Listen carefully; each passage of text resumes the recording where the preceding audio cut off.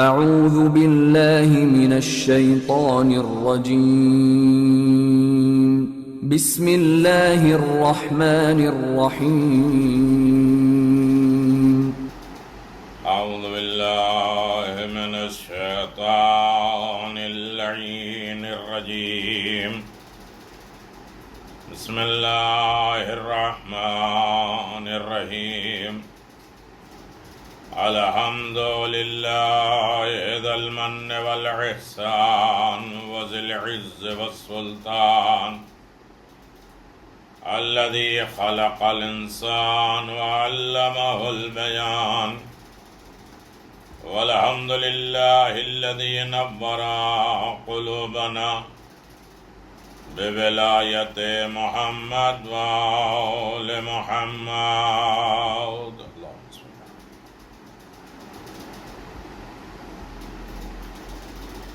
وصلی اللہ علی نبی الاکرم وعلی وصیہ ووزیرہ علی بن ابی طالب وسیدۃ الجلیلۃ المخدومۃ المحرومۃ عن حق میراث ابیہا وسید سبطین امام الحسن والحسین وآلہ الطیبین الطاہرین المعصومین المنتجبین لا سیما علی الحق الجدید وطلعت الرشید امام المنتظر المہدی عجل اللہ تعالی فرجہ الشریف ولعنۃ اللہ علی اعدائہم من الآن الی قیام یوم الدین آمین یا رب العالمین. اما بعد فقد قال اللہ تبارک و تعالی فی محکم کتابہ المبین وہو اصدق الصادقین وقولہ الحق. بسم اللہ الرحمن الرحیم. من یعمل من الصالحات من ذکر او انثی وہو مؤمن فاولئک يدخلون الجنة ولا يظلمون نقيرا. صلوات بابا. سورہ نساء کی آیت ہے. اعلان پروردگار ہے جو بھی نیک اعمال انجام دے گا چاہے وہ مرد ہو یا عورت بشرطے کہ وہ صاحب ایمان بھی ہو تو ان کو جنت میں داخل کیا جائے گا اور ان پر ذرہ برابر ظلم نہیں کیا جائے گا. مولا کائنات امیر المؤمنین علی بن ابی طالب علیہ السلام ارشاد فرماتے ہیں الجنت جزاء کل مؤمن محسن و محسن. جنت ہر نیک عمل انجام دینے والے صاحب ایمان کی جزا ہے. جو مومن ہوگا اس کی جزا جنت ہے. اصال ثواب کی مجلس ہے لیکن ہم اب یہاں سے انشاءاللہ ابھی تک اصال ثواب کی مجلسوں میں مومن کا رتبہ، مومن کا درجہ، جو سامنے مومن نہ ہو اس کا مقام، کس طریقے سے مومن کے ہم کام آ سکتے ہیں، مومن کی مدد کیسے کر سکتے ہیں، مومن کے رسپیکٹ ادب و احترام کیسے ہوتا ہے، اس ضمن میں باتیں چل رہی تھیں اور بات چل رہی تھی. لیکن اب ہم آخرت کی منزلیں طے کریں گے، اس لیے کہ روزانہ موت عام ہوتی جا رہی ہے اور موت کے منظر کو ہم دیکھ رہے ہیں. لہذا وہ مراحل جہاں ابتدائے ملک الموت روح قبض ہونا، وہاں سے لے کے برزخ تک اور برزخ سے قیامت تک اور قیامت سے محشر کے میدان میں اور پھر حساب و کتاب، ان تمام چیزوں پہ تھوڑی دیر غور کرنا چاہیے. کتنی منازل ہیں، کتنی منزلیں ہیں آخرت تک پہنچنے کے، اور کیا کیا مسائل ہوں گے اور کیسے کیسے حالات ہوں گے ہمیں آخرت تک جانے کے لیے. سلسلے وار ہے. دعا کریں چاردہ معصومین علیہ السلام کی مدد رہی، نصرت رہی، توفیق الہی رہا تو انشاءاللہ ہم آہستہ آہستہ منزل آخرت کی منزل موت سے لے کے برزخ، برزخ سے لے کے قیامت اور قیامت سے لے کر حساب و کتاب کی منزل اور نتیجہ اور عزل۔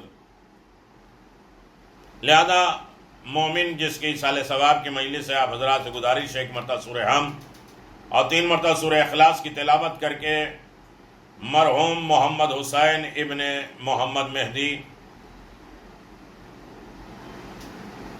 مرحومہ اختر جہاں بنت وزیر علی کی روح مقدس کے لیے سورہ مبارکۃ الفاتحہ کے درجات کی بلندی، ان کے اولاد جو ماں باپ کے حقوق ہیں اسے ادا کرنے کی توفیق کے لیے، اولاد مطمئن ہو جائے کہ ماں باپ کا حق ادا کر لیا، ماں باپ راضی ہو جائے کہ میری اولاد نے میرا حق ادا کر دیا، اور درجات بلندی تک پہنچ جائے اور ہر طریقے کی آفات اور بلاؤں سے محفوظ رہیں، یہ ایصال ثواب کرانے والے اور بہترین اجر و ثواب قبر میں پہنچنے والے انعامات محمد اور آل محمد کے وسیلے سے انہیں ملے۔ تو عزیزان محترم، بڑی سخت منزل ہے آخرت کی منزلیں، آخرت کا زینہ، آخرت کے درجات، آخرت کے معاملات بہت مشکل ہیں، لیکن برزخ کے حالات کے اعتبار سے بھی ہماری گفتگو ہوگی۔ لیکن ابھی ہماری منزل کیا ہے کہ ہم کہاں ہیں؟ امیر المؤمنین علی بن ابی طالب علیہ السلام فرماتے ہیں لوگ سو رہے ہیں، غافل ہیں، جب مریں گے تو بیدار ہوں گے، اس وقت کچھ ہم نہیں کر سکتے۔ ابھی سب غافل ہیں، ان کا جنازہ جا رہا ہے، ان کا جنازہ جا رہا ہے، ان کا جنازہ جا رہا ہے، ان کے جنازے کے ساتھ یہ ہوا، ان کے جنازے کے ساتھ یہ ہوا، اس منزل پر انہیں موت آ گئی۔ اور ایک مقام آئے گا کہ جب ہماری منزل آئے گی۔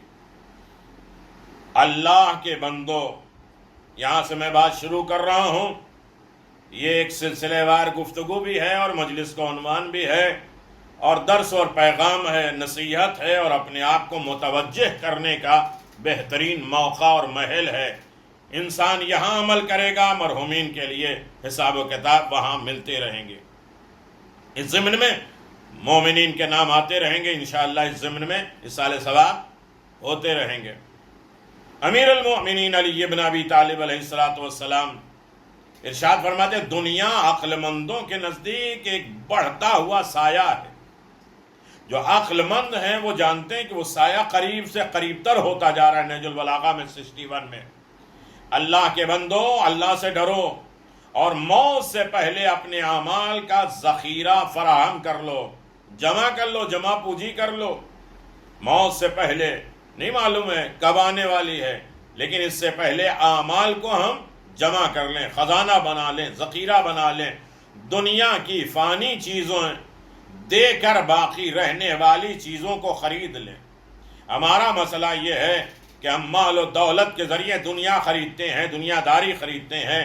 اب ہمیں وہ کرنا ہے کہ جہاں سے انسان فانی دنیا، ختم ہو جانے والی دنیا کو دے دے اور باقی دنیا کو لے لے۔ امیر المؤمنین علی بن ابی طالب علیہ السلام نے بستر پیغمبر پہ سو کے یہ اعلان فرما دیا کہ میں اپنی نیند بیچ رہا ہوں اطاعت رسول، اطاعت خدا کے لیے، لہٰذا یہ میری نیند بکے گی۔ اللہ خود پوچھے گا کہ تمہارا سونا بڑا اچھا لگتا ہے، بیچو گے؟ ہاں، جو تیری مرضی ہو دے دے۔ اللہ نے پوری مرضی دے دیا ہے۔ پھر امیر المومنین کہتے ہیں مومن تو بڑا قیمتی ہے، جنت سے کم قیمت پہ اپنا سودا نہ کرنا۔ جو علی مومن کے نفس کی قیمت جانتا ہوگا وہ اپنے نفس کی قیمت نہیں جانتا ہوگا۔ جب مومن کی قیمتی نفس کو امیر المومنین کہتے ہیں جنت سے کم پہ سودا نہیں کرنا، تو وہ جب سوئیں گے تو مرضی خدا خریدے گا۔ بلندی کی طرف جائے انسان، پستی کی طرف نہ جائے۔ انسان مادے سے مادے ہی کا خرید رہا ہے، سونا خرید رہا ہے، کپڑے خرید رہا ہے، دیگر چیزیں خرید رہا ہے، یہ مادیات خرید رہے ہیں۔ لیکن معدہ، یہ ختم ہو جانے والی، فنا ہو جانے والی دولتیں، اصل میں انسان اس سے آخرت خرید لے، رائے خدا میں دے دے، نیکوکار دے دے، ماں باپ کے کام آ جائے، ایصال ثواب کے ضمن میں آ جائے، اور انسان اپنے گھر والوں کے لیے اچھا کام کرے، اچھا کھائے، اچھا پہنے، سکون اطمینان دے، تو یہ ساری دولتیں جو فانی تھی اسے ہم نے بقا کی طرف لے دیا۔ سب سے قیمتی عبادت یہ ہے کہ حلال رزق کمانا، گھر والوں کے لیے خرچہ پورا کرنا۔ تو عزیزان محترم یہ ہے مسئلہ، اور یقیناً انسان اپنے تمام مسائل کی طرف غور کرے اور دنیا کو، فانی چیزوں کو بیچے باقی چیزوں کے لیے، اور موت کے لیے آمادہ ہو جانا ہی بہتر ہے کہ وہ سروں پر مڈلا رہی ہے موت۔ اللہ نے ہمیں بیکار نہیں پیدا کیا، نہ اس نے ہمیں بے قید و بند چھوڑا ہے۔ موت ہماری راہ میں حائل ہے، یا یہ کہا جائے جو خطاب ہے، موت تمہاری راہ میں حائل ہے، رکاوٹ بنی ہے، اس کے آتے ہی تمہارے لیے جنت یا دوزخ کا فیصلہ ہونے والا ہے۔ ایک مرتبہ موت آ گئی ہے، اب ہمارے لیے فیصلہ ہو جائے گا کہ تم جنت میں جاؤ گے یا جہنم میں جاؤ گے۔ وہ مدت حیات جسے ہرگز گزرنے والے لمحے کو کم کر رہا ہے، ایک ایک سانس ہماری اس کے قریب کر رہی ہے، ایک ایک دن ہماری زندگی سے کم ہو رہا ہے، ایک ایک لحظہ کم ہو رہا ہے، ہر ساعت ہر گھنٹہ اس کی عمارت کو ڈھائے جا رہی ہے۔ ہماری زندگی میں دیمک لگی ہے جو ہمیں ختم کر رہی ہے۔ ہم سوچتے ہیں ہم امپروو ہو رہے ہیں، سال ہو رہے ہیں، بڑھ رہے ہیں اور برتھ ڈے منا رہے ہیں۔ یہ منازل آپ دیکھیں، آخرت کی منزلیں دیکھیے، ہماری کس طریقے سے ہمارے رفتار و گفتار، ہماری مشی کدھر جا رہی ہے، ہم کدھر قدم بڑھا رہے ہیں۔ کم ہی سمجھی جانے کے لائق ہے کہ انسان اپنی زندگی کے بارے میں سمجھے، اور وہ مسافر جسے ہر نیا دن اور ہر نئی رات کھینچے لیے جا رہی ہے، اس کا منزل تک پہنچنا جلد ہی سمجھنا، اور یقیناً سمجھنا چاہیے کہ منزل تک بہت جلد ہم پہنچیں گے، اور وہ عازم سفر جو سفر پر آمادہ ہے، جس کے سامنے ہمیشہ کاروانی اور کامرانی یا ناکامی کا سوال ہے، اس کو اچھے سے اچھے زیادہ مہیا کرنے کی ضرورت ہے۔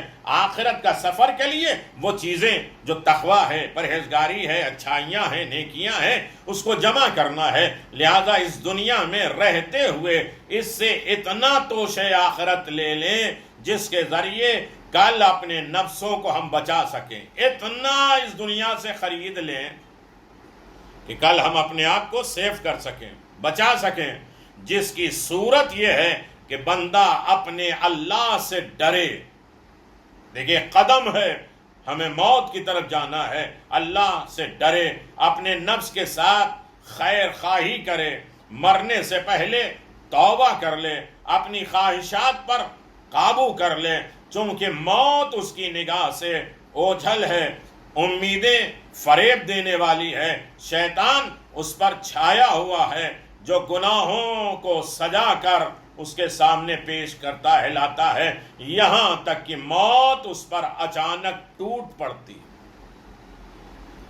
نہج البلاغہ کا جملہ ہے، یہ ہماری طرف سے نہیں ہے، 62 نمبر کی منزل دیکھیے کیا عالم ہے۔ دنیا میں 4 طرح کے لوگ ہوتے ہیں۔ اب بہت توجہ میرے عزیزو، ایصال ثواب ہے، میں 2-4 واقعات پڑھ لیتا اور مسائل حل ہو جاتے، یا ہم آپ کو واہیت کی طرف لگا دیتے، ہماری مجلس ہو جاتی۔ لیکن ہمیں اپنی آخرت کی منزلوں کی طرف جانا ہے، اور آہستہ آہستہ اس منزل پہ جو ہم جا ہی رہے ہیں تو کم از کم ہم توجہ تو کر لیں کہ ہم کہاں جا رہے ہیں۔ ہماری سانس کم ہو رہی ہے، ہمارے گھنٹے کم ہو رہے ہیں، ہماری زندگی کم ہو رہے ہیں، ہمارے دن کم ہو رہے ہیں۔ دنیا میں 4 طریقے کے لوگ پائے جاتے ہیں۔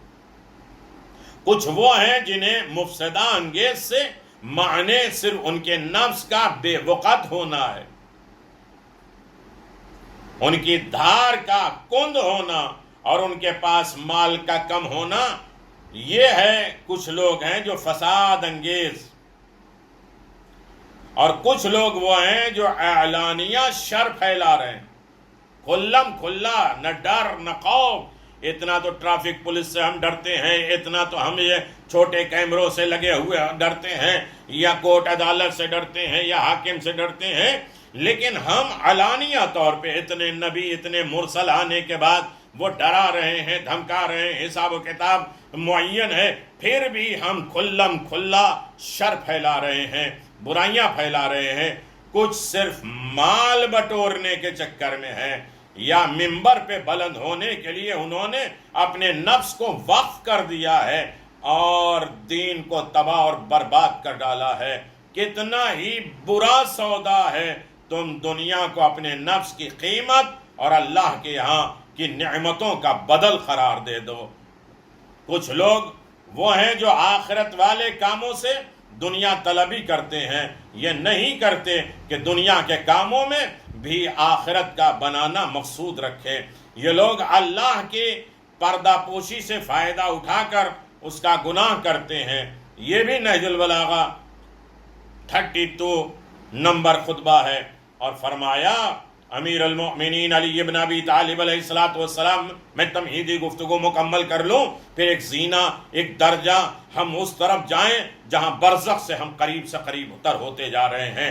اللہ کی طرف وسیلہ ڈھونڈنے والوں کے لیے بہترین وسیلہ اللہ ہے، اس کے رسول پر ایمان لانا ہے، اس کی راہ میں جہاد کرنا ہے، وہ اسلام کی سربلندی چوٹی ہے، کلمہ توحید کی وہ فطرت کی آواز ہے، نماز کی پابندی وہ عین دین ہے، زکوٰۃ ادا کرنا وہ فرض واجب ہے، ماہ رمضان کے روزے رکھنا وہ عذاب کی سپر ہے، خانہ کعبہ کا حج اور عمرہ بجا لانا وہ فقر کو دور کرتے ہیں، گناہوں کو دھو دیتے ہیں، عزیزوں سے حسن سلوک کرنا، گھر والوں کے ساتھ حسن سلوک کرنا، صلہ رحمی کرنا وہ مال کی فراوانی ہے، عمر میں اضافہ ہے، مشکلات دور ہونے کا ذریعہ ہے، مخفی طور پر خیرات کرنا وہ گناہوں کا کفارہ ہے، وہ بری موت سے بچاتا ہے۔ موت کے بارے میں امیر المؤمنین علی ابن ابی طالب علیہ السلام فرماتے ہیں، خدا کی قسم وہ چیز جو سراسر حقیقت ہے، ہنسی کھیل نہیں، سرتا پا حق، وہ صرف موت ہے۔ دنیا میں کوئی چیز ایسی حق نہیں ہے اور ایسی حقیقت نہیں ہے جو موت سے زیادہ افضل ہو، موت سے زیادہ حقیقی ہو۔ یہی وجہ ہے کہ انسان موت کے بعد کیا ہوگا، مرنے کے بعد کیا ہوگا، ہم سمجھتے نہیں موت تو سب کو آنے ہے۔ قرآن نے یہ نہیں کہا کل نفس ذائقۃ الموت ثم الینا ترجعون، ہر نفس کو موت کا ذائقہ چکھنا ہے، ہر نفس موت کا ذائقہ ہے، لیکن پھر اس کے بعد تمہیں بلایا جائے گا۔ مسئلہ یہ ہے کہ پھر ہم جائیں نہ جائیں، جانا چاہیں نہ جانا چاہیں، ہمیں لے جایا جائے گا۔ موت تک ہماری زندگی نہیں ہے، وہ موت جو خدا کو نہیں مانتے وہ بھی موت کو مانتے ہیں، لہذا موت کے بعد ہمیں بلایا جائے گا، ہمارا قدم کہاں کہاں جائے گا، ہماری منزلیں کہاں کہاں ہوں گی، آخرت سے کتنا قریب ہوں گے، لہذا ثم الینا ترجعون، پھر تم ہمارے پاس آؤ گے نہیں، تشریف نہیں لاؤ گے، بلکہ تمہیں بلایا جائے گا، زبردستی بلایا جائے گا۔ تو میرے عزیزوں، یقیناً یہ آخرت کی منزلیں یہ مسئلے پر قرآن حدیث کی روشنی میں بڑے عالمانہ گفتگو اور حشر و نشر کے کام کو اجاگر کیا ہے۔ اس وجہ سے میں آپ کی خدمت میں پیش کر رہا ہوں، تمام حق پرست مومنین کے لیے ضروری ہے کہ مشعل راہ ہے یہ آخرت کی منزلیں، آخرت کے لیے قدم، آخرت کی طرف گامزن ہونا یہ ہر انسان کے لیے ضروری ہے، اس لیے کہ قرآن نے خود اعلان فرمایا۔ یہاں سے میں بات شروع کر دوں اور ترتیب کے ساتھ جہاں تک بات جائے گی پھر اس کے آگے ایک چیز سرمایہ ہو جائے گی، جمع ہوگی، اور اسے ہم سیریل وائز ہم اسے سنیں، سمجھیں اور دوسروں تک پہنچائیں۔ قرآن اعلان فرما رہا ہے افا حسبتم انما خلقناکم عبثا وانکم الینا لا ترجعون۔ قرآن مجید واضح طریقے سے اس عالم کون و مکان کی کوئی چیز، کائنات کی کوئی چیز بیکار عبث نہیں ہے۔ انسان اپنے ارد گرد دیکھ لے، اپنے آس پاس پڑوس کی چیزوں کو دیکھ لے، یہ رات اور دن کی تبدیلیاں دیکھ لے، اس پر غور کرے تو اس پر یہ بات واضح ہو جائے گی کہ اس عالم ممکنات کا ذرہ ذرہ حکمت اور مصلحت سے خالی نہیں ہے۔ اللہ اور معصومین علیہ السلام بھی اسی طرح بول دیتے، جواب دے دیتے تو کہاں کون رہتا. لیکن حکمت والا پروردگار جانتا ہے کب بولنا ہے، کب بولنا ہے، کب نہیں بولنا ہے، کب چپ رہنا ہے، کب بول دینا جرم ہے. یقیناً حکمت الہی کیا ہے، کہاں حلم ہے، بردباری ہے، کہاں برداشت کرنے کی طاقت ہے، کہاں انسان مرحلے عبادت پہ جاتا ہے، یہ کون بتائے گا. یقیناً کوئی چیز کائنات میں بیکار نہیں ہے. انسان اپنے آس پاس پڑوس دیکھے، انسان کا ایک بال بھی بغیر مصلحت کے اللہ تبارک و تعالیٰ نے نہیں پیدا کیا. مرحلہ دیکھیں، اپنے اوپر ہم غور کریں، اپنے اوپر ہم فکر کریں کہ ہمارے اندر کیا کیا ہے، کیا کیا خوبیاں ہیں اور کیا کیا برائیاں ہیں. ہم اپنی برائیوں کو خود تلاش کریں. جس طرح آئینے کے سامنے دیکھ کر ہم خوش ہوتے ہیں کہ ہم کتنے ہینڈسم ہیں، کتنے خوبصورت ہیں، کتنی اچھی داڑھی ہے. مولا فرماتے ہیں جب آئینے کے سامنے جاؤ تو یہ دعا کرو کہ میرے اللہ، جس طرح میرے ظاہر کو تو نے اچھا بنایا ہے، اسی طرح میرے باطن کو بھی اچھا بنا. صلوات بر محمد و آل محمد.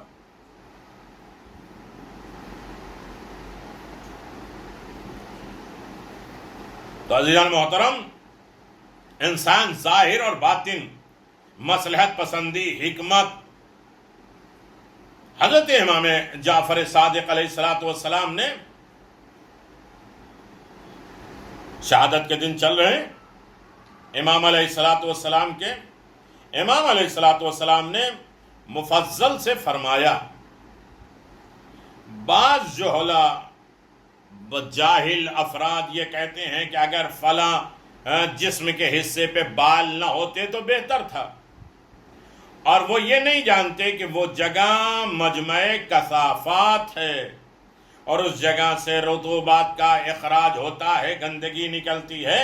اگر زائد مواد اور کثافتیں بالوں کی صورت میں رفع نہ ہوتی، دور نہ ہوتی، بدن سے کتنی کثافت، کتنی گندگیاں، رطوبتیں نکلتی ہیں، یہ بال کے ذریعے نکلتے ہیں. اندر کتنے مرض پیدا ہو جاتے ہیں، کتنی خرابیاں پیدا ہو جاتی ہیں. کثافت بالوں کی صورت میں دور ہو جاتی ہیں تو انسان مریض ہو جاتا اگر یہ نہ نکلتا. اسی لیے شریعت مطہرہ ہم اپنے آپ میں تھوڑا غور کریں کہ ہمیں کہاں قدم بڑھانا ہے، کس طرح جانا ہے.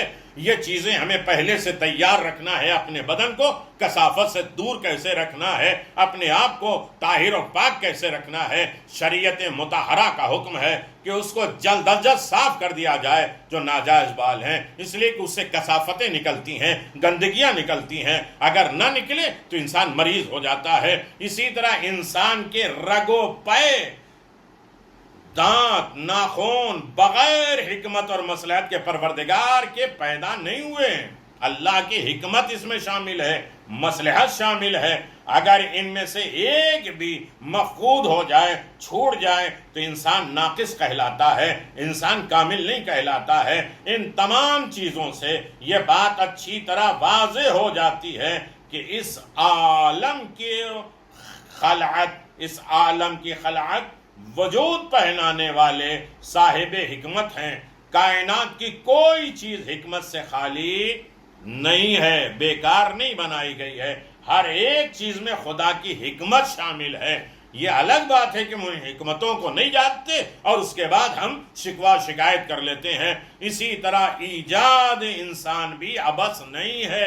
انسان کو پیدا کرنا یہ بیکار نہیں ہے. اب سوال پیدا ہوتا ہے کہ کیا انسان کے پیدا کرنے کی غرض یہ مادی زندگی ہے کہ پیدا کیا، تم چند دن، 60 سال، 70 سال، 50 سال، 100 سال زندہ رہو اور اس کے بعد ختم ہو جاؤ، یہ مادی زندگی کے لیے بنایا ہے اور اس کے بعد وہ نیست و نابود ہو جائے گا؟ نہیں، ہرگز نہیں. اگر غور کیا جائے تو کوئی انسان اس دنیا میں آسودہ حال نہیں ہے اور نہ ہی کسی کو سکون ہے، کوئی مطمئن نہیں ہے. ہر عالم میں انسان کے اندر غیر اطمینان پایا جاتا ہے. طرح طرح کی تکالیف، مصائب، آلام، بیماریاں، فتنوں، غضب، مال کو کوئی چھینے جا رہا ہے، ہمارا حذف کر لیا جا رہا ہے، یہ ٹیکس وہ ٹیکس، دوستوں اور عزیزوں کے اموات مصائب کو برداشت کرنا، اپنے ارد گرد لوگوں کے لاشوں کو دیکھنا، اور یہ مصائب دنیا کی پریشانی آنا، مال کا ختم ہو جانا، کاروبار ختم ہو جانا، یہ ساری چیزیں ہم تکالیف برداشت کرتے ہیں. دل بے غم دری عالم نباشد اگر باشد نبی آدم نباشد. اس عالم میں کوئی بھی دل غم سے خالی نہیں ہوگا، اگر ہوگا بھی تو وہ آدم کی اولاد سے نہیں ہوگا. یعنی ہر ایک میں اطمینان ہو سکتا ہے، لیکن اولاد آدم میں وہ اطمینان، وہ سکون، وہ عیش آرام، وہ اطمینان قلبی نہیں ہو سکتا اگر ان مادی وسائل کو ہی غرض خلقت انسانی تسلیم کر لیا جائے کہ گھر دے دیا، کاروبار دے دیا، بنگلہ دے دیا، گاڑی دے لیا، کھانے پینے کے عیش و آرام دے دیا. یہی خلقت کرنے، یہی پیدا کرنے کا مقصد تھا، اور اس کے تسلیم کر لیا جائے، ایکسیپٹ کر لیا جائے، جو کہ مصائب اور آلام سے پورا ہے. تو یہ حکمت، کرم، صفات کمالیہ الہیہ کے منافی ہے. اور اس کی مثال ایسی ہوگی جیسے کوئی سخی کسی شخص کو مہمانی پر بلائے اور اس کے لیے ایک ایسا مکان مہیا کرے جس میں ہر طریقے کے کھانے پینے، ضروریات زندگی، ہر نعمت موجود ہوں، درندے بھی موجود ہوں، تمام جانور موجود ہوں، نقصان پہنچانے والے درندے بھی ہوں. پھر اس کمرے میں اس کے لیے چن دیا جائے، اور جب وہ لقمہ اٹھائے تو تمام درندے اس سے وہ لقمہ چھیننے کے لیے حملہ کریں. گھر دیا، مہمان بنایا، گھر میں سارے عیش و آرام دیے، لیکن ایک سے ایک درندے جانور بھی اس میں چھوڑ دیے گئے. جب ایک انسان لقمہ اٹھانا چاہے تو جانور اس سے چھین لے. تو کوئی عقل مند ایسی مہمانی کو ایکسپٹ نہیں کرے گا،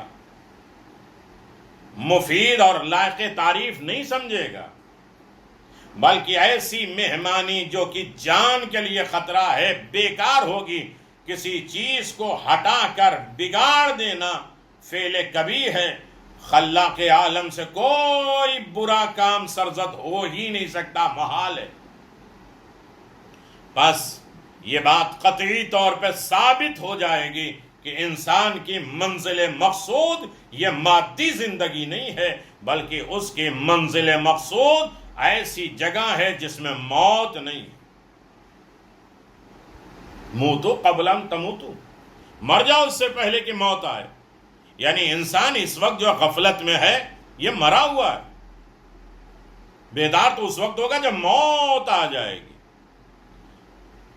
اللہ اکبر. جس میں موت نہیں ہے، ایسی زندگی جس میں موت نہ ہو، جس میں حزن و ملال نہیں ہو، جہاں کہ کسی چیز کو فنا اور زوال نہ ہو. انسان جس کو اپنی منزل مخصوص سمجھے ہوئے ہے، یہ تو اس کے گزرگاہ ہے. وہ منازل، وہ منزلیں اس وقت تک عبور نہیں کی جا سکیں گی جب تک اس کی منازل کے لیے بقدر ضرورت توشا زاد راہ مہیا نہ کر لیا جائے. لہذا ہمیں چاہیے کہ ہم اپنے غرض خلقت اور مقصد کو سمجھنے کی کوشش کریں اور اس کے لیے ضروری زاد راہ مہیا کریں کہ زندگی کس طرح گزرے گی، لے کے کیا جائے گا. یقیناً منزل بمنزل انسان موت کے قریب جا رہا ہے. لہذا تھوڑی دیر ہمیں ایسے دور مشکلات میں اس کا علاج حدیث، روایات، قرآن کی آیتیں، واقعات آل محمد سے ہم تلاش کریں، ان مشکلات کا حل نکالیں. آل محمد، خود علی ابن ابی طالب مشکل کشا ہیں. مشکلات آئیں تو در علی پر آؤ. اور علی ابن ابی طالب کے چاہنے والے کبھی مشکل میں نہیں ہوتے ہیں، لیکن علی کے چاہنے والے کبھی غافل بھی نہیں ہوتے. ممکن ہے بہت سے لوگ یہ حکایات، یہ واقعات، یہ کہانی، یہ قصے گوئی اسے جھوٹی سمجھیں، لیکن قرآن نے بھی واقعات، روایات اور اس کے بعد کہانیاں، واقعات، قصے یہ بیان اسی لیے کہ ہیں کہ انسان اس سے عبرت حاصل کرے، اپنی منزل کو قریب سے قریب تر جانے۔ یقیناً شکوک و شبہات کی گنجائش بالکل نہیں ہے، اس لیے کہ موت حقیقی ہے، لیکن اس موت تک ہمیں کیسے جانا ہے، موت سے برزخ تک کیسے منزلیں ہیں، اور برزخ سے قیامت تک، اور قیامت سے منزل مقصود کیا ہے، اس پر ایمان، ایقان ہونا چاہیے۔ روزانہ میت دیکھنے کے بعد، حالات دیکھنے کے بعد، مشکلات دیکھنے کے بعد، بیماریاں دیکھنے کے بعد کہ کوئی ہے جو مشکل کشا ہے، کوئی ہے جو ہمیں بلا رہا ہے۔ بلانے کے طریقے ہیں، قوانین ہیں، نصیحتیں ہیں، پیغامات ہیں کہ کس طرح سے ہماری بارگاہ میں آؤ۔ کل شیء قرع سامعہ فذرہ بقطع الامکان ما لہ یدرک قائم البرہان۔ ہر وہ چیز جو تیرے کانوں تک پہنچے، جب تک تیرے پاس اس کے نہ ہونے پر عقلی دلیل نہ ہو، اسے ممکن خیال کرو، جب تک اسے کاٹ نہیں سکتے۔ میرے عزیزو، ہر بات کے 3 مرحلے ہوتے ہیں۔ کوئی بھی ہمارے پاس کوئی خبر آئے، کوئی نیوز آئے، تو اس کے 3 مرحلے ہوتے ہیں۔ پہلا مرحلہ یہ ہے کہ قیامت کس نے دیکھا ہے، منزل برزخ کس نے دیکھا ہے جو ہمیں بتائے گا۔ تو ان تمام نیوز اور خبریں اور واقعات کو 3 انداز سے دیکھنا ہے۔ پہلا درجہ یہ ہے کہ ہر وہ خبر، ہر وہ بات جس کے نہ ہونے پر کوئی عقلی اور نقلی دلیل نہ ہو، اس کا انکار نہ کرو۔ تلاش کرو کہ اس کے پاس، ہمارے پاس عقلی اور نقلی کوئی دلیل ہے کاٹ کرنے کی۔ اگر نہیں ہے تو اس کا انکار نہیں کرو۔ ہے آپ کے پاس، ہمارے پاس ہے کاٹ کہ موت کے بعد کیا ہونا ہے؟ ہمارے پاس نہ عقلی دلیلیں ہیں نہ نقلی دلیلیں ہیں، جو بھی ہیں وہ اس بات میں ہے، یہ ہوگا، یہ ہوگا، یہ ہوگا، لہذا ہم انکار نہیں کر سکتے۔ دوسرا مرحلہ آئے گا، اس کے علاوہ اگر اس کے ساتھ دوستی اور صدق، سچائی، گواہ بھی موجود ہوں تو اسے قبول کر لینا چاہیے۔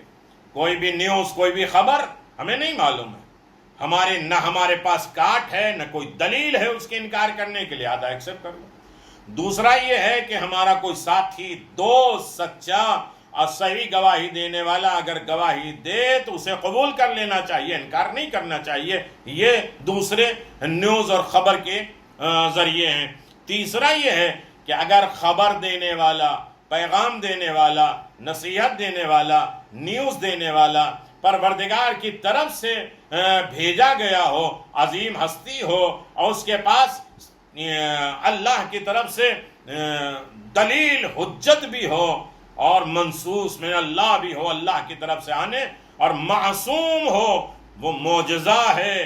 اس صورت میں اگر تنہا عقل اس کی عدم امکان میں حکم دے، اگر عقل انکار کرے تو اس کا انکار نہیں کرنا ہے، بلکہ درجہ اولا، درجہ دوم کی خبر کے مطابق اسے قبول کر کے اس پر مطمئن ہو جانا ہے۔ اس لیے کہ لوگوں نے انکار کیا کہ آپ نبی نہیں ہیں، آپ امام نہیں ہیں، معجزہ دکھلایا، ہدایت دکھائی، خدا کا پیغام دکھلایا، قرآن کی ہدایتیں دکھلائیں، قرآن کی آیتیں بتائیں کہ اللہ نے مجھے ہادی بنایا ہے، مجھے رہنما بنایا ہے، جو عام انسانوں سے الگ ہیں۔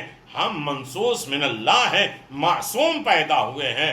اگر یہ خبر آ جائے اور وہ خبر دینے والا کہے کہ برزخ یہ ہے، قیامت یہ ہے، حساب و کتاب یہ ہوگا، قبر میں یہ ہوگا، جنازہ ایسے چلے گا، جنازہ ایسے اٹھے گا، تو ہمارے پاس انکار کرنے کی کوئی تدبیر نہیں ہوتی ہے۔ ایک صلوات پڑھ دے، محمد و آل محمد، اللہم صلی اللہ۔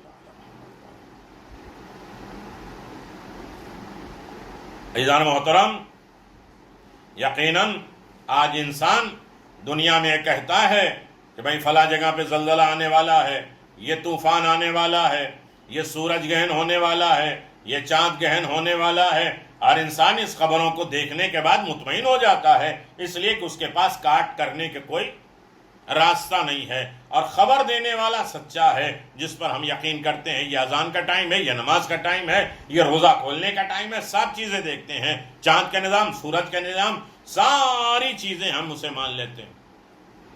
علم حیات کے ذریعے، زمین کی گردشوں کے ذریعے، ہر ایک چیز کو ہم مان لیتے ہیں۔ یہی حالت ان راویان صادقہ آل محمد جو راوی ہیں، روایت کرتے ہیں، حکایت بیان کرتے ہیں، ان کے ہاتھ میں سب کچھ ہے.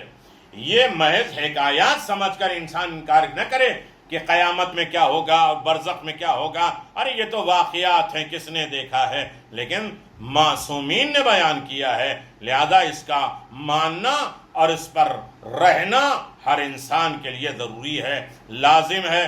میرے عزیزو، معاد اوس سے نکلا ہے. ہم زندگی کے ہر مرحلے میں یہ دیکھ لیجئے کہ معاد یعنی پلٹنا، عود جس کے معنی لوٹنا. چونکہ روح دوبارہ بدن کی طرف عود کرتی ہے، پلٹائی جاتی ہے، اس لیے اس کو معاد کہتے ہیں. معاد اصول دین میں سے ایک ہے جس پر اعتقاد ہر مسلمان کے لیے واجب ہے کہ ہر انسان مرنے کے بعد دوبارہ زندہ ہوگا اور اسے اعمال کی جزا ملے گی. مسئلہ معاد جس کی شروعات، ابتدا موت، اس کے بعد قبر، برزخ، قیامت کبریٰ، آخر بہشت یا دوزخ، معاد کے حواس خمسہ ظاہر کے ذریعے ادراک ناممکن ہے. معاد کو، قیامت کو نہ ہم ہاتھ سے ٹیسٹ کر کے معلوم کر سکتے، نہ سونگ کے، نہ چکھ کے، نہ دیکھ کے، نہ اسے کسی طریقے سے اس کا ذائقہ لے کے ہم محسوس کر سکتے ہیں، نہیں کر سکتے. معاد دلائل عقلیہ سے ثابت ہے. مرنے کے بعد کیا ہوگا؟ سرکار دو عالم احمد مجتبیٰ محمد مصطفیٰ صلی اللہ علیہ وآلہ وسلم نے بذریعہ وحی اس کی خبر دی ہے. ہر انسان کا اپنا مقام، عالم، اور اس کا ادراک اس عالم اور مقام کے حدود سے تجاوز نہیں کرتا. مثال کے طور پہ وہ بچہ جو رحم مادر کی کائنات اور عالم میں آباد ہے، اس کے لیے محال ہے، ناممکن ہے کہ وہ رحم کے باہر عالم برزخ کے بے پایاں فضائل موجودات کو ادراک کر سکے. جو بچہ ماں کے پیٹ میں ہے وہ کیا جانے؟ جب تک اس عالم سے اسے نجات نہ مل جائے. مرنے کے بعد عالم کی خصوصیات اس شخص کے لیے ہے جو اس عالم میں آباد ہے، غیب کے حکم میں ہے، اور اس کی معرفت کے لیے حضور اکرم صلی اللہ علیہ وآلہ وسلم کی اخبار کی تصدیق کے سوا کوئی چارہ نہیں ہے. بس اگر کوئی شخص یہ کہے کہ میری عقل سے دور ہے کہ مرنے کے بعد کیا ہوگا، تو پہلے یہ دیکھیں کہ ہماری عقل ہے کیا. اللہ اکبر. میرے عزیزو، مرحلہ قریب ہے، فکر مند ہوں. یقیناً جس کے نام آ جائیں گے مرحومین کے اتنے دنوں میں آخرت کی منزلوں کے لیے، تو روزانہ ان کا فاتحہ پڑھا جائے گا، ان کے لیے دعا کی جائے گی، اور ان کے رشتہ داروں کے لیے حفظ و امان کیا جائے گا، اور وہ صحیح معنوں میں اپنے مرحومین کو برزخ سے نجات دلائیں گے اور قیامت سے قریب کریں گے ان کے اچھے اعمال کے ذریعے، اور آخرت میں نجات دلوائیں گے اس لیے کہ وہ نا امید نہ ہو، ابھی رشتہ دار زندہ ہے، وہ بھیجتا رہے گا. سوائے عقائد کے عقیدہ نہیں کوئی بھیج سکتا، بلکہ اعمال کے فائل تو کھلی رہتی. اس کے بعد بالکل قابل قبول نہیں ہوگی، کیونکہ اس دنیا کی خصوصیات کا عقل کے ساتھ کوئی ربط نہیں ہے. ہم عقل کے ذریعے کچھ بھی نہیں پرکھ سکتے، اس لیے کہ عقل بھی کتنے طریقے کی ہوتی ہے. عقل کامل کیسے ہے؟ عقل تو وہی ہے جس سے رحمان کی عبادت کی جائے، بدلے میں جنت مل بھی جائے، اسے عقل کہتے ہیں. جو کچھ حضرت محمد مصطفیٰ صلی اللہ علیہ وآلہ وسلم اور آل اطہار علیہ السلام نے فرمایا، ہمیں اس کا یقین کامل ہونا چاہیے. اسی لیے تو تلقین پڑھاتے ہیں، یقین دلانے کے لیے کہ تم سارے چیزوں کے قائل تھے، اب تمہیں یاد دلایا جا رہا ہے، یقین دلایا جا رہا ہے، کیونکہ وہ تمام معصوم ہیں، محض نزول وحی پروردگار، اللہ کی وحی نزول ہے. کیا مردہ حرف ادا کرتا ہے؟ یہ شبہ جنہوں نے وارد کیا ہے، ان کا خیال ہے کہ مردہ جمادات کی طرح ہے، خشک لکڑی، پھر قبر میں سوال و جواب کس طرح ہوگا اور وہ بولے گا کیسے، تو مر چکا ہے. نہیں میرے عزیزو، یہاں تک کہ ایک بات میں آپ کی خدمت میں گزارش کروں اور آج کی بات سمیٹنے کی کوشش کی جائے گی. یہ شبہات کم علمی ہے، بے خبری ہے، آخرت پر ایمان بالغیب نہ ہونے کی دلیل ہے. بولنا فقط زبان کا نتیجہ نہیں ہے، ارواح میں بھی نطق جنبش نہیں ہے. روحوں کے کیا آواز نہیں ہوتی، نطق نہیں ہوتا. حیوان کے اعضاء حرکت ہیں، روح جنبش نہیں کرتی. واضح مثال، آپ حالت نیند میں خواب کے وقت کلام کرتے ہیں، بولتے ہیں، مگر زبان لب حرکت نہیں کرتی. اگر کوئی شخص جاگ رہا ہو تو اس کی آواز کو نہیں سنتا، حالانکہ وہ جاگنے والے پر کہتا ہے کہ میں ابھی خواب میں فلاں کے ساتھ باتیں کر رہا تھا. اسی طرح دور دراز کے ملکوں کی سیر بھی کر لیتے ہیں مگر جسم بستر ہی پہ محفوظ رہتا ہے. کوئی ہے جو اس کا انکار کر سکے؟ خواب دیکھنے کا سبب کیا ہے؟ حضرت موسیٰ ابن جعفر علیہ السلام ارشاد فرماتے ہیں، ابتدائے خلقت میں انسان نیند کی حالت میں خواب نہیں دیکھتا تھا. شروع میں انسان سو کے خواب نہیں دیکھتا تھا، مگر بعد میں خالق کائنات نے نیند کی حالت میں خواب دکھانا شروع کیے. اس کا مطلب یہ ہے کہ خلاق عالم اللہ تبارک و تعالیٰ نے اس زمانے کے لوگوں کی ہدایت کے لیے ایک پیغمبر کو بھیجا اور اس نے اپنی قوم کو اطاعت پروردگار کی عبادت کی دعوت دی. مگر انہوں نے کہا اگر ہم تیرے خدا کی عبادت کریں تو اس کا بدلہ کیا دے گا، حالانکہ تیرے پاس ہم سے زیادہ کوئی چیز نہیں ہے. تو اس پیغمبر نے ارشاد فرمایا اگر تم نے اطاعت خدا کی تو تمہاری جزا بہشت ہوگی، تمہارا ٹھکانہ جنت ہوگا. اگر کنارہ کیا، ہٹ گئے تو میری بات کو نہ سنا تو سزا جہنم ہوگی. انہوں نے عرض کیا دوزخ اور بہشت کیا چیز ہے، جہنم اور جنت کیا چیز ہے؟ اس پیغمبر نے دوزخ اور بہشت کے صفات، کمالات، کوالٹی ان کے سامنے بیان کی، تشریح کیا. انہوں نے عرض کیا کہ یہ بہشت ہمیں کب ملے گی؟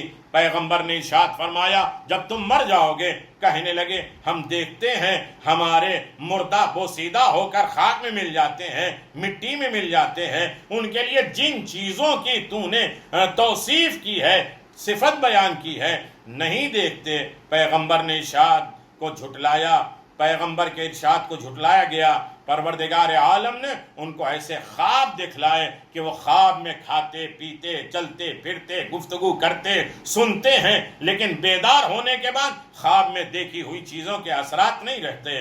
بس وہ اس پیغمبر کی خدمت میں حاضر ہوئے اور اپنے خواب کو ان کے سامنے بیان کیا. پیغمبر نے ارشاد فرمایا پروردگار عالم نے تم پر حجت تمام کر دی ہے، مرنے کے بعد تمہاری روح بھی اسی طرح ہوتی ہے، چاہے بدن خاک میں مل کر خاک ہو جائے تمہاری روح قیامت تک عذاب میں ہوگی، اور اگر نیک ہوگے تو بہشت میں نعمات خداوندی سے لطف اندوز ہوگے.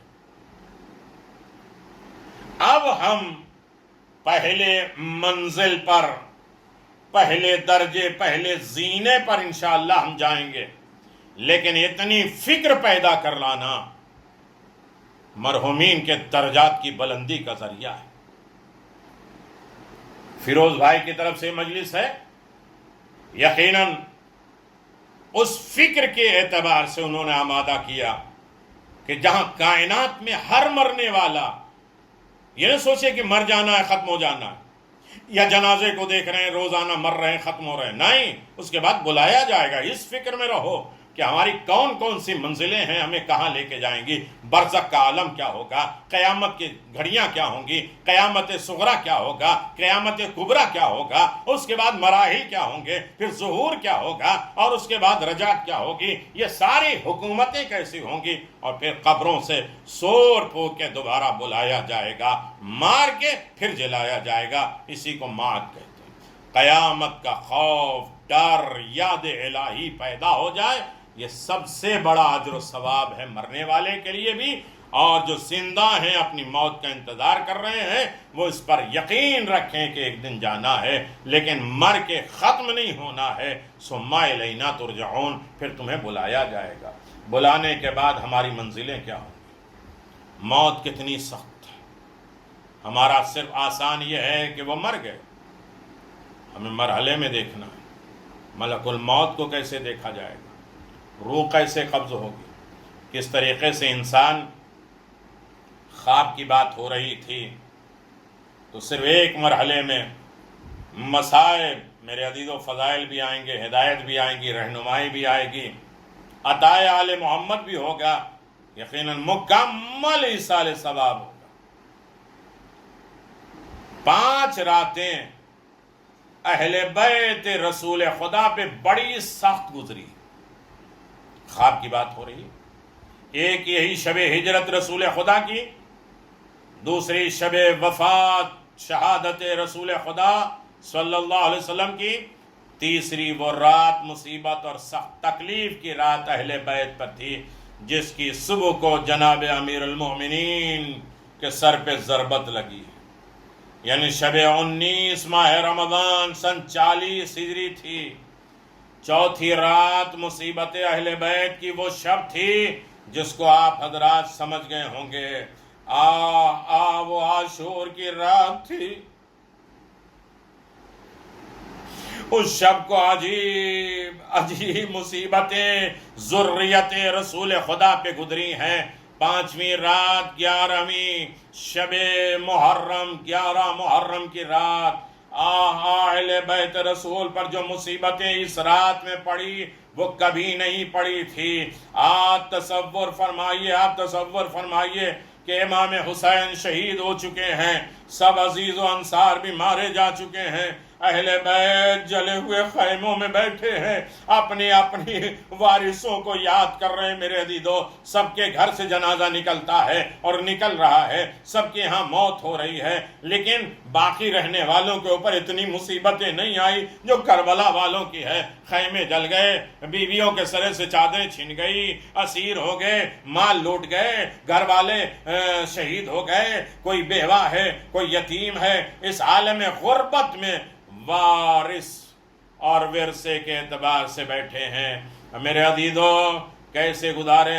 سید ابن طاؤس علیہ الرحمہ تحریر کرتے ہیں، عمر سعد نے سر امام حسین کو اسی وقت عصر عاشور کو خولی ابن یزید اصبہی کے ہاتھ کوفہ روانہ کر دیا۔ باقی شہداء کے سروں کو تنوں سے جدا کر کے شمر جوشن قیس ابن شیش کے ہمراہ روانہ کیے۔ بچے کو اہل بیت نے نہ معلوم کیا، اطفال کو اہل بیت نے نہ معلوم کس طرح تسلی و تشفی دی کر، اللہ اکبر، خستگی سے بچے خیمے میں آرام کر رہے ہیں۔ جناب ام کلثوم نگراں ہیں، جناب زینب پاسبانی کر رہی ہیں۔ یکایک جانب کوفہ سے ایک سیاہی نمودار ہوئی۔ جناب زینب سلام اللہ علیہ نے خیال کیا کہ شاید ہم لوگوں کو اذیت اور تکلیف پہنچانے کی غرض سے کچھ آ رہے ہیں۔ جناب زینب آگے بڑھی، دیکھا ایک سوار ہے، نقاب دار چلا آ رہا ہے۔ ارے بڑھ کر فرمایا، اے سوار، ابھی بچے سوئے ہیں اور روتے روتے تھک کر آرام کر رہے ہیں، ہمیں شب بھر کی مہلت دے دو، صبح کو جو تیرا دل چاہے کر کے آ کے سوار ہو کے میرے سامان کو لوٹ لینا۔ یہاں تک کہ جناب زینب سلام اللہ علیہ نے آ کے بڑھ کے لجام فرس کو ہاتھ لگایا، تھام لیا، فرمایا، اے سوار، میں کس طرح تجھے روک رہی ہوں، اور اگر تم نہیں مانو گے تو یہاں سے آگے بڑھ جاؤ گے تو میں اپنے بابا امیر المومنین سے فریاد کروں گی۔ ہر مشکل میں مددگار علی ابن ابی طالب، میں اپنے بابا امیر المومنین سے فریاد کروں گی۔ اس سوار نے جو ہی نام جناب امیر کا نام سنا منہ سے نقاب الٹ دی، فرمایا اے بیٹی زینب، اپنے بابا کو نہیں پہچانا، میں تمہارا بابا علی ابن ابی طالب، اے بیٹی جاؤ تم آرام کرو، میں آج کی شب پاسبانی کروں گا۔ جناب زینب نے سنتے ہی دونوں ہاتھ گردن میں حضرت کے ڈال دیا، عرض کی بابا آپ بہت دیر میں تشریف لائے، کاش اس وقت تشریف لاتے جب سینہ حسین پر شمر بے ادبی کر رہا تھا، خیموں میں آگ لگائی جا رہی تھی، لاش اطہار امام حسین کو پامال کر دیا جا رہا تھا، اس وقت کہاں تھے جب اکبر کا جنازہ اٹھایا، اصغر کا جنازہ اٹھایا، میرا عباس مارا گیا، الا لعنت اللہ علی قوم الظالمین، سیعلم الذین ظلموا ای منقلب ینقلبون، انا للہ و انا الیہ راجعون، رضا بقضاہ و تسلیما لامرہ۔ پروردگار ہماری اس قلیل سی عبادت کو قبول فرما، پروردگار اسے قلیل نہیں بلکہ کثیر میں شمار فرما، پروردگار اسے احسن جزا کے ساتھ مشہور فرما، کریم پروردگار ہم سب کے مرحومین کی مغفرت فرما، ہمارے زندوں کی حفاظت فرما، تمام فتنے آفات اور بلاؤں سے ہمیں محفوظ فرما، آخرت کی منزلوں کو سننے سمجھنے اس پر عمل کرنے کی توفیق عطا فرما، آخرت کے لیے ہمارے قدم جو بڑھیں اچھا آل محمد کی رہنمائی میں بڑھیں۔ پروردگار میری برزخ کو آسان کر دینا، قیامت کو آسان کر دینا، قبر کے مراحل کو آسان کر دینا، ہمارے تمام مرحومین کے مشکلات کو دور فرما، ان کی قبروں کو روشن فرما، برزخ کو آسان فرما، تمام آفات اور بلاؤں سے انہیں محفوظ فرما۔ ایک مرتبہ سورہ حمد اور 3 مرتبہ سورہ اخلاص کی تلاوت کر کے مرحوم محمد حسین ابن محمد مہدی اور مرحومہ اختر جہاں بنت وزیر علی کی روح مقدس کے لیے سورہ مبارکۃ الفاتحہ۔ اللہم صلی علی محمد وآل محمد۔ بسم اللہ الرحمن الرحیم، الحمد للہ رب العالمین الرحمن الرحیم مالک یوم الدین، ایاک نعبد و ایاک نستعین، اہدنا الصراط المستقیم صراط الذین انعمت علیہم غیر المغضوب علیہم ولا الضالین۔ بسم اللہ الرحمن الرحیم، قل هو اللہ احد اللہ الصمد لم یلد ولم یولد ولم یکن لہ کفوا احد۔ بسم اللہ الرحمن الرحیم، قل هو اللہ احد اللہ الصمد لم یلد ولم یولد ولم یکن لہ کفوا احد۔ بسم اللہ الرحمن الرحیم، قل هو اللہ احد اللہ الصمد لم یلد ولم یولد ولم یکن لہ کفوا احد۔ اللہم صل علی محمد وآل محمد، اللہم صل علی محمد وآل محمد، اللہم صل علی محمد وآل محمد وعجل فرج آل محمد۔ زندگی کو آسان بنانے کی نصیحت، جب اکیلے ہو تو اپنے خیالات کو قابو میں رکھیں، جب دوستوں میں ہو تو اپنی زبان کو قابو میں رکھیں، جب ناراض ہو تو اپنے غصے کو قابو میں رکھیں، جب مجمع میں ہو تو اپنے رویوں کو قابو رکھیں، جب مشکل میں ہو تو اپنے جذبات کو قابو میں رکھیں، جب اللہ آپ کے نوازے تو اپنی انا کو قابو میں رکھیں۔ یہ مراحل ہیں، پروردگار ان مراحل سے ہمیں آسانی سے گزرنے کی توفیق عنایت فرما۔ جس مومن کی طرف سے سال ثواب ہو، پروردگار ان کی روزی میں برکت عنایت فرما، انہیں اچھائیوں کی دعوت دینا، فکروں کے اعلیٰ بنا دینا، اپنے مرحومین کے کام آ سکیں، ان کو جوار معصومین میں بہترین مقام دلا سکیں، ان کے واجبات ان کے حقوق کو ادا کر سکیں۔ ربنا تقبل منا انک انت السمیع العلیم، بحق محمد و آلہ الطیبین۔